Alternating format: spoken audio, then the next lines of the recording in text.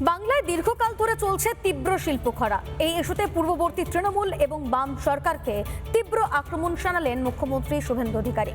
সিঙ্গুর থেকে শালবনী বিগত বাম আমলকে শিল্পের কালো অধ্যায় বলে তোপ দেখেছেন শুভেন্দু অধিকারী।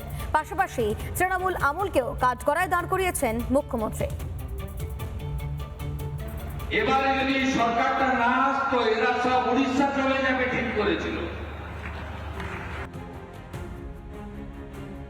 বাংলার শিল্পের চাকা থমকে রয়েছে বহু বছর। কর্মসংস্থানের অভাবে পেটের ভাত জোগাতে প্রতিদিন হাজার হাজার যুবককে পাড়ি দিতে হয়েছে ভিন রাজ্যে। এই জ্বলন্ত ইস্যু নিয়েই এবার মেজিয়া থেকে সরব হলেন শুভেন্দু অধিকারী। বাম জামানাকে বাংলার শিল্পের ইতিহাসে কালো অধ্যায় বলে উল্লেখ করলেন মুখ্যমন্ত্রী। স্ট্রাইক করতে করতে 34 বছর তালা চাবি লাগিয়ে দিয়েছে। দুনিয়ার মজদুর এক হওয়া বলতে বলতে গঙ্গা নদীকে যত জুটবি, যত অ্যান্সিলিয়ারি, চিত্তরঞ্জন, দুর্গাপুর সব শেষ করে দিয়ে চলে গেছে। বামেদের পাশাপাশি এক সারিতে রেখে পূর্বতন তৃণমূল সরকারকেও বিঁধলেন শুভেন্দু অধিকারী। আগের মুখ্যমন্ত্রী মানে প্রাক্তন মুখ্যমন্ত্রীকে বলবো, আপনার হাতে এখন অনেক সময় আছে।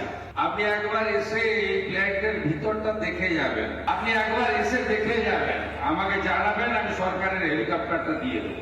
এবারে যদি সরকারটা না আসতো এরা সব উড়িষ্যা চলে যাবে ঠিক করেছিল।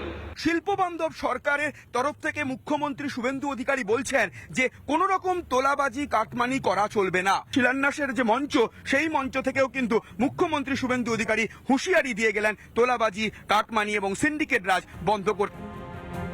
বিগত বাম সরকারের ভুল নীতি বাংলার যুবকদের পরিযায়ী শ্রমিকে পরিণত করেছে।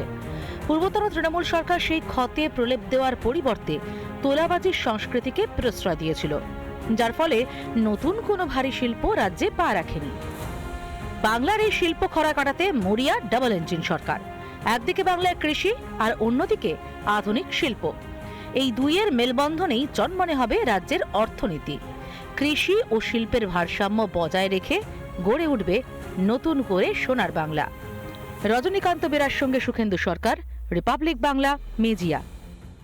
নানা ধরনের কন্টেন্ট দেখার জন্য লাইক করুন, শেয়ার করুন আমাদের ফেসবুক পেজ, সাবস্ক্রাইব করুন আমাদের ইউটিউব চ্যানেল।